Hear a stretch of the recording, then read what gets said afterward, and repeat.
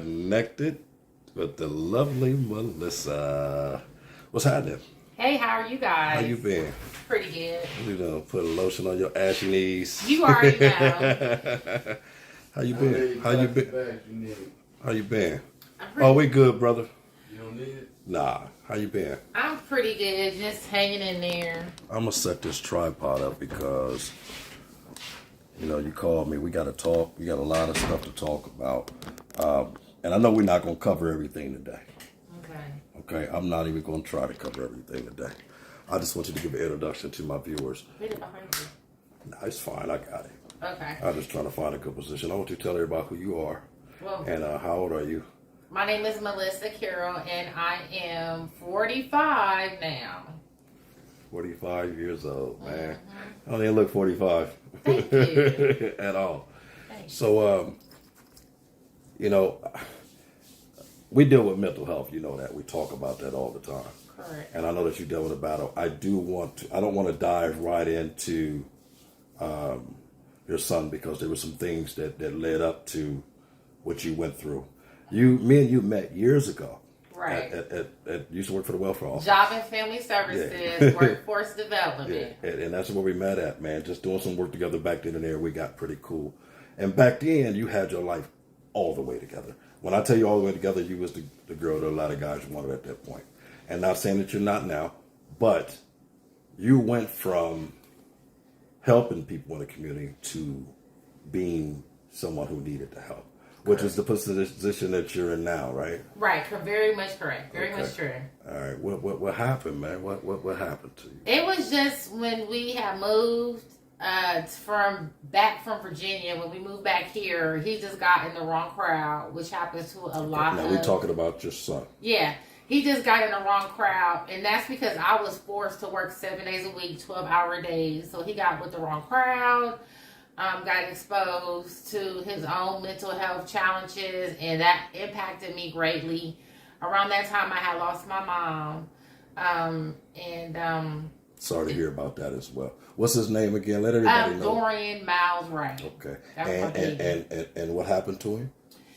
He actually had a heart attack, but succumbed to a drug overdose. Okay. Now, prior to, let's jump back a little bit. Did you have any issues growing up? No, I didn't have any issues. I came from a two-parent household on both sides. My father is an Ohio State graduate or Ohio State alumni. Mm-hmm. My mother, she was at Ohio Dominican. My life was kind of like the Cosby Show. Okay. Yeah, I used to call my mom Claire Huxtable. Get out of here. That's all right. Yeah. And now he was your only son. My only child, my only baby. So and he did better in Virginia, where it's supposed to be gang infested, versus Columbus. I remember that guy. I used to be your maintenance man to your complex too at one point. You sure were. Yeah, we've been friends for a lot of years. 20 plus. Yeah, I remember that guy jumping on my golf cart, riding around the complex, me, wanting to go show him how to work on stuff, but he wanted to go play. Yeah. So it's kind of heartbreaking to hear that. Yeah. You know what I mean? What signs did you see? I saw withdrawal. I knew that. I think when they say smoking marijuana is a gateway drug when they're underage, it's true. I told him he could smoke weed in college, like most people do, over the age of 21. But when the frontal lobes are not developed, and then you're smoking weed and you're already in a stressful environment. Plus, my son was extremely handsome.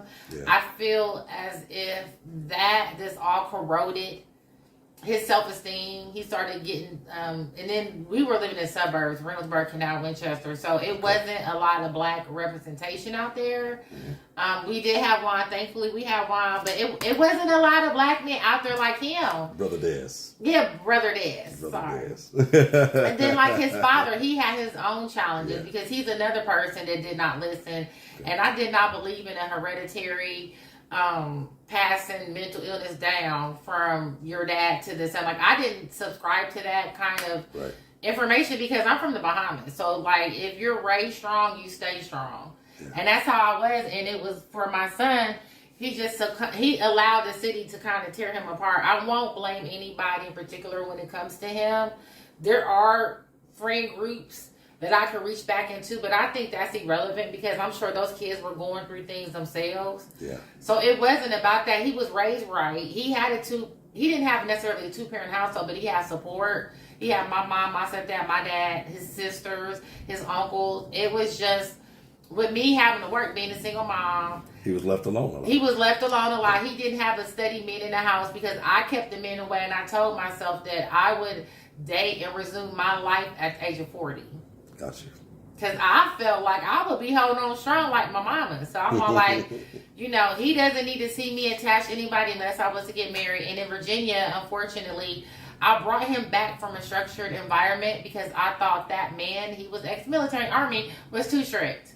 Okay. So I'm here to tell the mothers, if someone's strict, let them be strict, because we do not know the hidden dangers that this person was trying to inform me of. I didn't believe it. Yeah. I was like, not my baby. He would never. He knew better. He got baptized. Like, I sent Brother Dez the pictures of his being baptized. He did it on his own. Yeah, he did it on his own. Yeah, on his own. Stuff. Did he graduate? No, he ended up dropping out. He got kicked out for selling marijuana, which didn't make sense because he got a study allowance from his grandmother. His my dad was helping, sending things, money, and helping me with my bills. Whatever I needed, I had financial help from family. Right. I didn't need social services. I was the one giving social services.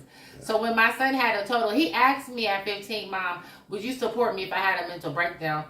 I did not take him serious. I was like thinking, like, what scam do you have going? Like, who taught you this scam? Where are you going with this? Well, unfortunately, when I did the statistics in Ohio, they have a high number of people that have mental illnesses. Yes. And I think it's involved with the medical industry because they're pushing pharmaceuticals on healthy-minded people. Mm-hmm. And we have doctors from Mount Carmel that have been indicted on murder charges that was let go. So I felt like the whole thing was a scam. I never believed him, whereas I should have taken it more serious. So for a lot of years, I felt guilty, and that affected my mental health because I felt that, you know, there was something lacking with my parenting, which was not true. It was just, he was just left alone by himself. Yeah. And then he's doing drugs, and then from there, somebody drugged him. Yeah.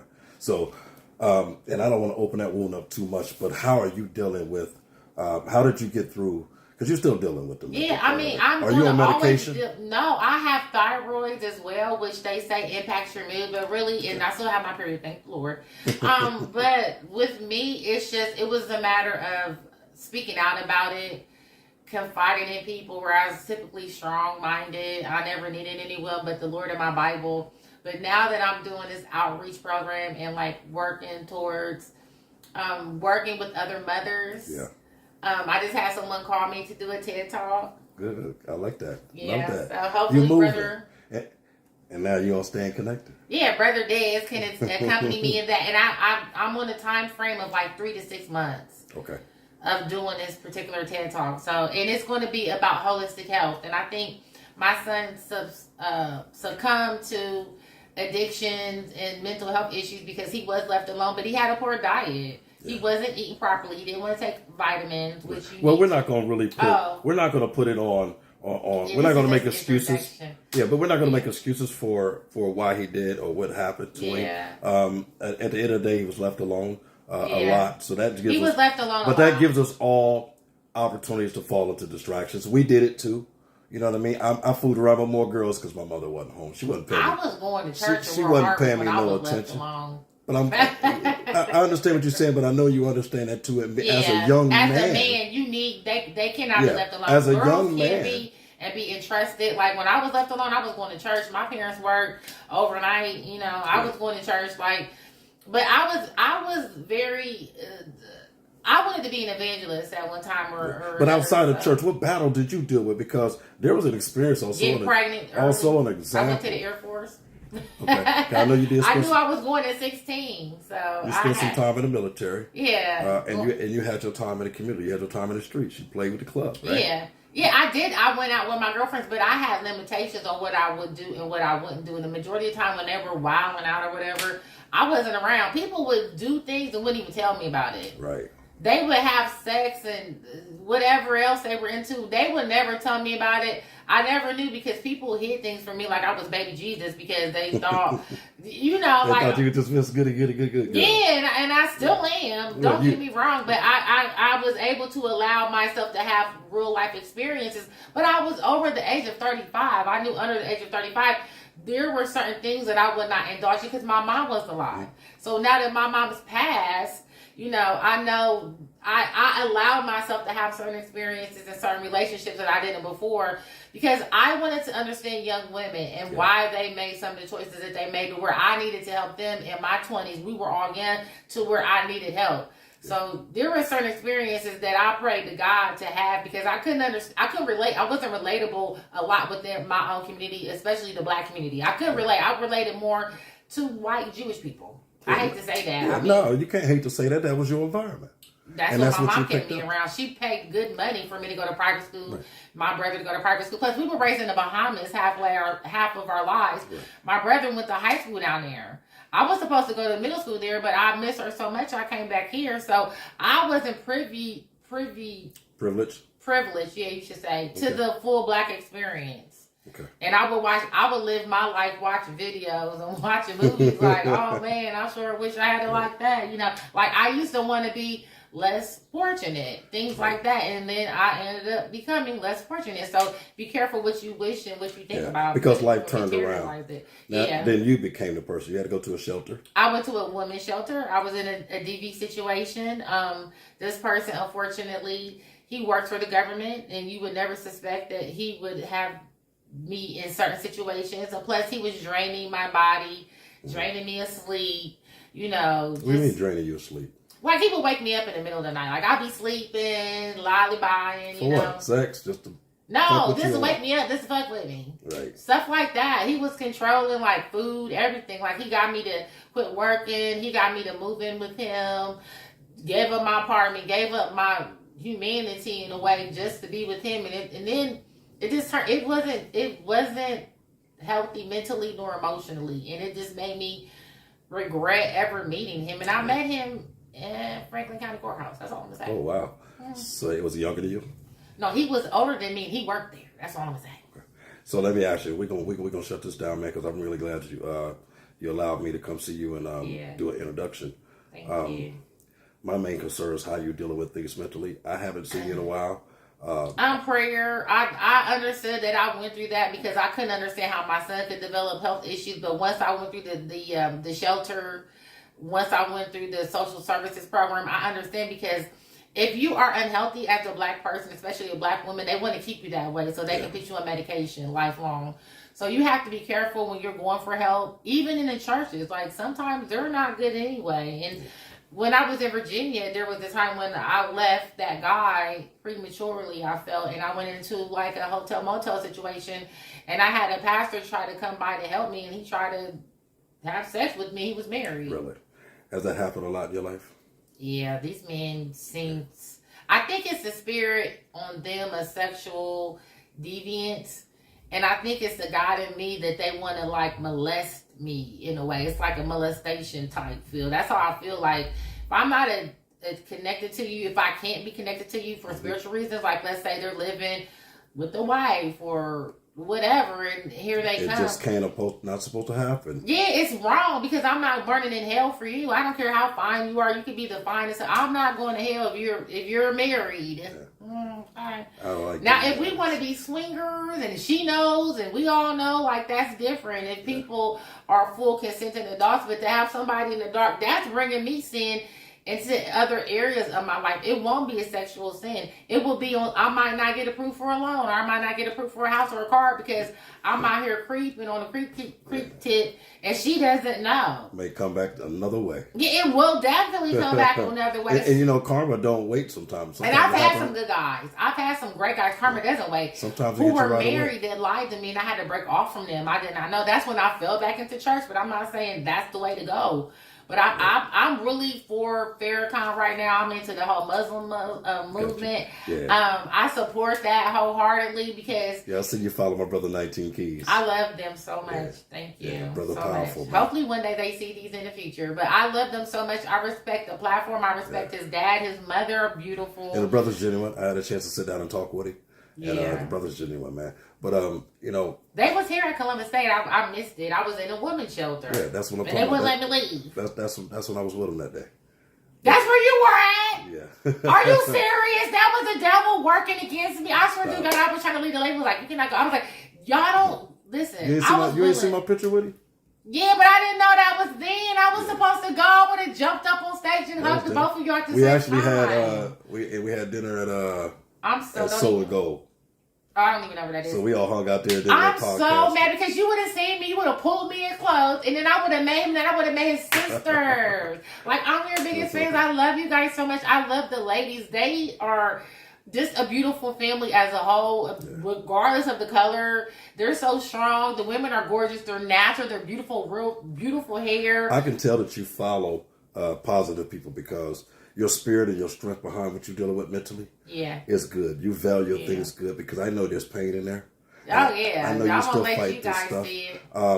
Before we get up out of here, what's your goals for yourself? I know you're trying to get to a place. Fully stable, to have to own my own house, to own my own car, and to start a business and have multiple streams of income. I want to get in real estate. My mother had a real estate license, God rest her soul. And I just want to give back to the community, give back to the youth, especially young black men. I think a lot of times there's so many resources for women once they get pregnant. That's why there's so many illegitimate children. But there's none for men. And I felt like I was treated like a man out here because it's just me. I don't have any small children. Yeah, I want you to shout out your Cash App just in case there's anybody that want to. It's Melissa, Melissa, Carroll, Carroll 480. So it's Melissa Carroll 480.